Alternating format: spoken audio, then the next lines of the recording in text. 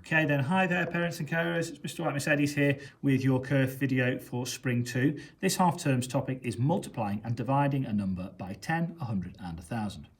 On the homework that you've hopefully seen by now, it does tell you a little bit about what happens with numbers when they're multiplied and divided, but just as a quick recap, obviously any number you start with, if it's multiplied, it gets larger.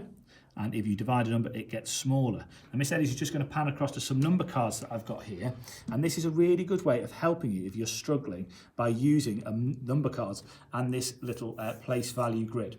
So you can see I've got thousands, hundreds, tens, ones, tenths, and hundredths. Now, when it goes past the decimal point, which is here, it has a small letter because that's tenths rather than tens and hundredths rather than hundreds.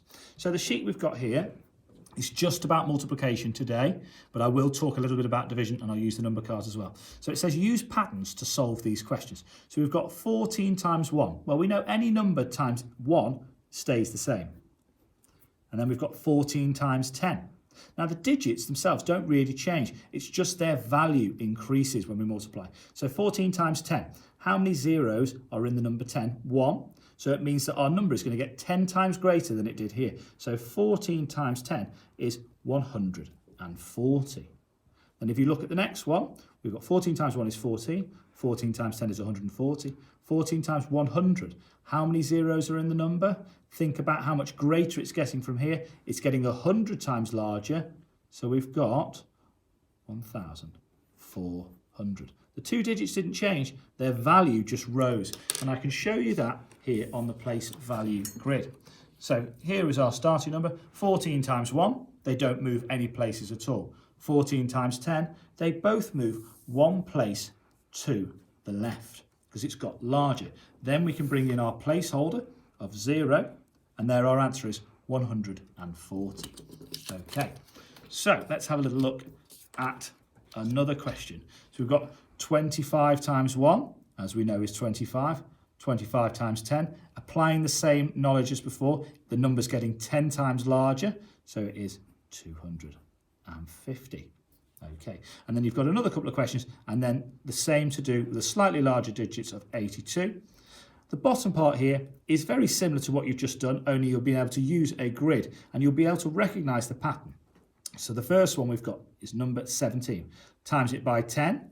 The digits move to the left because it gets larger. And of course, we need to bring in that placeholder. 17 times 100. Again, the digits move 2 places to the left this time because there's 2 zeros in the number 100. And then finally, times 1,000. They all move over 3 places because there's 3 zeros in 1,000. And then you've got the same to do for 43, 85 and 89. Now, just before we sign off on this video today, I'm just going to show you a little bit about division if anyone's unsure on that. So let's perhaps take the number 43. We pop it onto our grid. We've got 4 tens and 3 ones, so it needs to start in that point.